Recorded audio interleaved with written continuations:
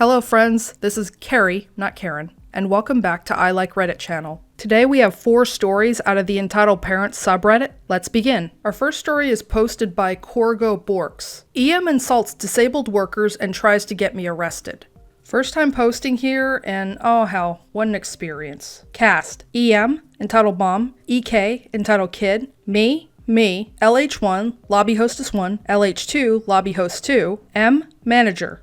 I missed the 7 p.m. bus home and had to wait until the 8 p.m. I didn't want to be sitting outside at the bus stop for an hour, so I went into the only place open that wasn't a pub, McDonald's. I ordered myself some fries and a Coke and sat down, pulled out my iPad Pro, and started doing some drawing. I was working on a piece that is taking me forever to finish, but I'm really proud of it so far. Headphones on, clearly not wanting to be disturbed. At first, I felt something tugging on the booth behind me. I assumed some people are sitting down. Whatever, I'm not really paying attention. Then I feel a hand leaning on the nape of my neck. Obviously, I turn around like, WTF? It was EK, about 6 or 7. I'm really bad at kids' ages, but they were wearing a school uniform.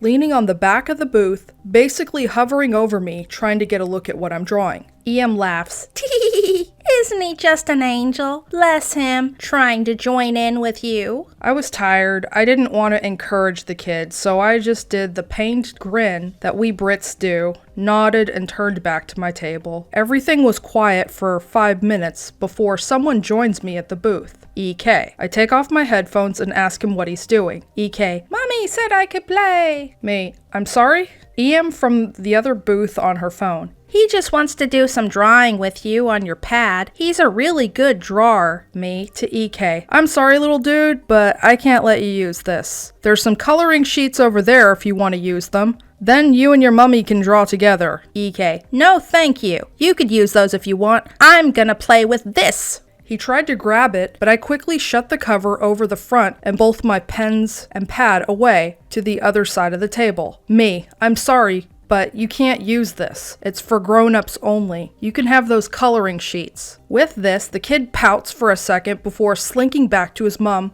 and their booth. Not even 30 seconds later, I feel a sharp stab in my back. I turn around to see a furious-looking EM leaning over her table, staring at me. EM, let my son use the pad. Me, no. EM, you can't hog that damn thing. Let my son have a go. Me, excuse me, this is my pad. At this point, the shrillness of the EM's voice had gotten nearby people's attention, including Lobby Hostess 1, who came over to us. This McDonald's had a few staff with disabilities, and LH1 was one of them. Lobby Hostess 1, is everything okay? EM, this girl won't let my son use the pad. Lobby Hostess 1, it's hers, isn't it? EM, no, she's just lying, so she doesn't have to let my son use it. Lobby Hostess 1, whose iPad is it?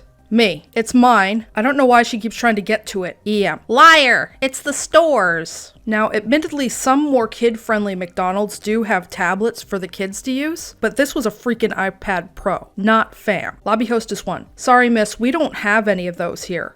EM. Snottily. Well, F off, you. I don't know what that is. You don't know crap. Me. What the hell? Lobby Hostess 1 looks really upset and goes away, leaving EM looking triumphant. I know this isn't good for me, so I grab my stuff and shove it into my backpack. EM screaming and pointing, "Thief! This woman's stealing an iPad! Somebody call the police!" At this point, everybody in the vicinity is staring at me, and I felt like I was going to puke to death from panic. Lobby Hostess 2 enters with Lobby Hostess 1 standing behind her, tears in her eyes. Lobby Hostess 2 to EM. Excuse me, ma'am. EM. Rudely. What? Lobby Hostess 2. Did you shout at and insult Lobby Hostess 1 and this lady here? EM. I did no such thing. I only said the truth, and facts aren't rude. Lobby Hostess 1. She kept trying to get this girl's things. Me. My iPad. EM. It's not yours, you dumb bee. Lobby Hostess 2. That's it. Lobby Hostess 1, go get the manager. Lobby Hostess 1 goes for the manager, and EM crosses her arms and sits back into her seat. Finally, someone with a brain. Gonna get you arrested, you stupid bee, and get you, R-word, fired too. Eventually, the manager came with lobby hostess 1. I think she had actually been crying. Poor girl. Manager, excuse me, ma'am. I'm afraid I'm gonna have to ask you to leave. What? Why should I leave? I didn't do anything wrong. Manager, you've been seen by multiple people harassing both customers and staff. You are no longer welcome at this branch. If you want me to refund or pack your food before you go, I will, but you need to leave now. huffs/screeches, standing up, flipping her tray with food and drinks on it at me, but luckily misses, and hits her side of the booth. F you lot. You're all R-words and idiots. To lobby hostess 1. Have fun cleaning this up, you little bee. Grabs EK, who, during all of this, was scribbling on the coloring sheets that you're supposed to pull off and draw on. He decided to draw on the majority of them, doing one scribble before moving on to the next one. Manager sent lobby hostess 1 and 2 to the back for their breaks and got someone else to clean up the mess whilst he spoke to me and asked me if I wanted to file an incident report or wanted my meal refunded. I thanked him, but I really needed to go catch my bus. I just wanted to get the heck out of there. I thanked him for standing up for me. I never want to go through something like that again, but I draw best outside of my house. So stay tuned, I guess. Wow, this woman really is a piece of work. I mean, who the hell does she think she is? Just because you see somebody drawing on an iPad, it's automatically assumed that it's the store's and therefore you can steal it from them or grab it from them? I mean, come on. This is so ridiculous. And then you get to insult people with disabilities? This woman is just a terrible person. And I'm really glad the manager stood up for his workers and he stood up for his store and kicked her out. Anyway, our next story is posted by Paul. Fun with an entitled parent on 9/11. Bit of background. I worked in a call center dealing with early incarnations of online groceries shopping in 2000/2001. It was a well-known supermarket in the UK with orange branding, which is slightly more aspirational, but still fairly big, meaning that many of its customers were entitled AF. I worked the evening shift as I was at college in the day, and on September 11th, 2001, I had been at home working on my coursework and along with many millions of others had seen the horrors of what had happened that day unfold on live TV. I headed into work at around 5 p.m. that day. Management had scribbled on the whiteboard, "Site slow today." This was due to the whole world trying to get online to find out what had transpired that day. Anyone who remembers this day will remember how scary and momentous it felt. One of my calls that day was one of the most entitled people I had ever spoken with. Hello? I can't do my online shopping today because your site keeps crashing. Me. Oh, I'm very sorry. I've been informed that the volume of global traffic today on the web is causing our site to be less responsive due to the terrorist incident. I don't care. I want my shopping. Me. Did she actually say that? I'm sorry, madam. There's very little we can do. I've just been told that even the BBC website is struggling with the amount of traffic. Did you see what happened today? It's not my problem. I don't care what's going on. I need my groceries and you need to get them for me. Otherwise my baby won't have any milk. At this point, I checked the customer's address to see if she lived in a rural or remote community. She lived in central London. Not really sure how I will be able to rationalize with this horrible entitled mother. I'm very sorry, but many of our customers are having issues with the site today. We are expecting that internet speeds will return to normal later on or tomorrow. Yells, I want my baby milk. I don't care. Please do not shout at me. I will terminate this call if you do. If you don't get me my baby's milk, I will have to go to the store. Oh, boo-hoo. I asked to put the entitled mom on hold and asked one of the team leaders how I could seek resolution with this nut job. Team leader, well, we don't control the speed of people's internet. She will have to try again tomorrow. Shortly before I cut off, I was actually considering whether I needed to pass her details to social services, as she was telling me that her baby won't get any milk. Absolutely outrageous. You, and solely you, are responsible for feeding your crotch goblin. I lost a lot of hope in humanity that day. I'm sorry, I have zero empathy for the entitled mother who lives in a large urban center who probably lives within walking distance of a bus stop, tube station, or able to get a taxi to take her to a grocery store to pick up food for her kid. And she's complaining about the global speed of internet? I mean, what does the EM expect this woman to do? To make the global speed of the internet go faster so that she can order her damn groceries? Come on, be realistic. The other thing is, the lack of empathy for the people who died in 9/11 is just appalling. Anyway,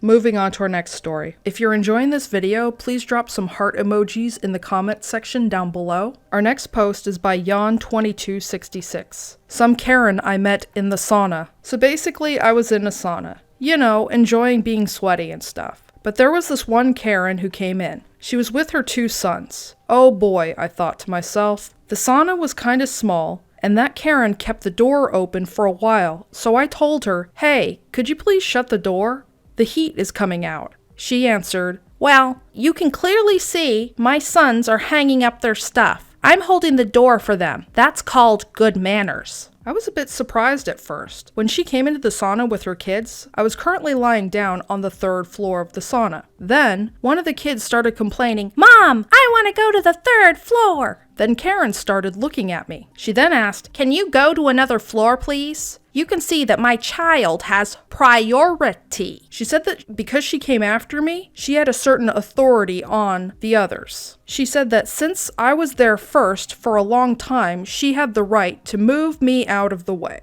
I told her, sorry, that's not how it works. I was here first. Then her kid started crying and rolling on the floor like he's having a seizure. He said he really wanted to go up there. She then told me that I did this and that she was going to reception to ask them to kick me out. She didn't have to go to reception since an employee heard the kid crying. I explained to the employee the situation and he asked Karen if it was true. She said, well, yeah, but that I was the one at fault. The employee explained that since she was the one causing trouble, she had to leave. He also said that she couldn't get a refund. She then took her brats and left the place, and I got a free bottle of water from the spa. Yet another Karen who thinks the world revolves around them and her children. Just because she has children that everybody else is supposed to bow down and just kind of let her go first, let her do whatever, let her call the shots, and, you know, because the world revolves around her. And I'm glad the spa kicked out Karen and her ill-behaved children, and she didn't get a refund. Moving on to our next story. Our final story today is by Flippy is King 18. No, sir, I can't program this store computer to play games for entitled kid.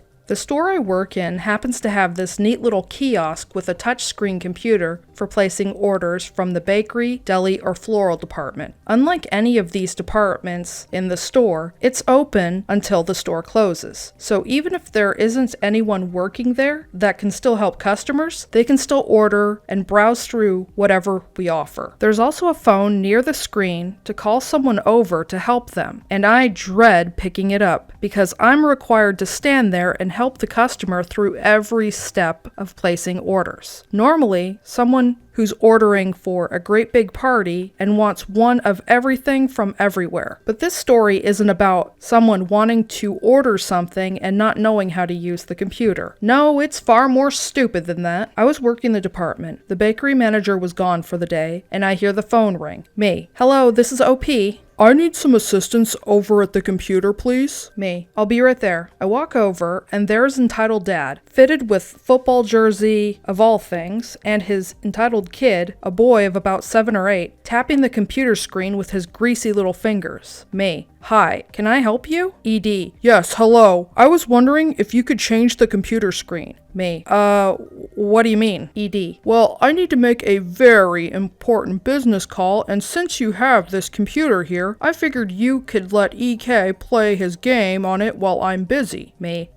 No, I can't do that. ED. Why not? It's a computer, is it not? Me. Well, it is, but it's not a regular computer. It's only programmed to be on this web page, so customers customers can. ED, well, can't you unprogram it? I have people waiting on the phone and I can't let my son get bored or else he'll start making noise and running around. EK, I wanna play Roblox, Dad! I wanna play Roblox, Daddy! Me, sir, there's no way I could do anything else on the computer, and there isn't anything I can do about it. ED, but don't you work here? Me, yes, as an employee of the store, not as a computer technician. ED, well, call somebody else. You're wasting my time. Me, okay, I'll call my manager, and he'll tell you the exact same thing. ED, sure he will. Just call him, so I can get back to my real job. So I ignore the comment. I've heard it all before. I use the exact same phone near the computer to call my manager and tell him the whole story. Me, okay, see. He's also saying there's no way to reprogram the computer to do anything besides taking orders for the store. ED, BS, let me talk to him. I give him the phone, and he yanks it out of my hand, nearly letting it fall on the ground. EK is still tapping on the screen like a maniac. ED, what do you mean you can't do anything? What kind of business are you running here anyway? EK, Dad, I'm hungry! Daddy, Daddy, Daddy, Daddy! okay, I thought. I'm done here. My manager will handle it. I asked for the phone back. ED somehow hands it back without a fight and just asked my manager to come down and talk to this guy because I got work to do. Manager agrees, and I go back to my department. A minute later, here comes my manager. Entitled Dad is fuming at the screen, trying to work it with the keyboard like an 80-year-old trying to figure out how to send an email. I couldn't hear anything, but I saw the whole thing. The manager was talking to the guy. ED was yelling profanity after profanity. EK was busy licking icing off the donuts. Gross. I knew eventually security would have to be called to escort this guy and his little bundle of misery out the door. The guy actually started looking worried, downright crapping his pants scared when the security guard came over, but he also didn't put up a fight. He was a big guy, so if he ran, he wasn't going to get very far. Security literally pushed him and his little brat to the door while the manager got to work removing the donuts now contaminated by Entitled Kid's germy tongue. I'm not sure what happened after that, whether or not ED had to pay for the donuts. I'm sure he did though. I have a feeling there was never a phone call either. The guy just wanted his son to stay in one place for more than a second so that he can breathe and maybe take a nap. The guy needed a electronic babysitter / pacifier, and that was the closest thing. Though those machines, like the one that OP's talking about, they're like red box machines. They're like the soda machines that have the different streams on them. They're like the self-checkout machines. They're only programmed for one thing only. You can't really do anything else with them. I mean, maybe you could if you're really good at reprogramming stuff, but why? It's really impractical. More to the point, why the heck would the store want to reprogram the machine anyway? It's not a toy, and it shouldn't be treated as such. It's nobody else's job to take care of the Entitled Dad's kid. It's the Entitled Dad's job. And, maybe go home, maybe do something else. I agree also with OP. I don't think there ever was a phone call. Basically, he just wanted to keep the kid in one place without actually having to watch him. That's all the stories I have for today. Links to the original Reddit posts will be in the description box below. Please stop on by Reddit to show the OP some love and an upvote. If you enjoy my content, please like, share, and subscribe to my channel. Don't forget to hit the bell notification to let you know when I've uploaded new videos. Thank you for watching, and have a great day.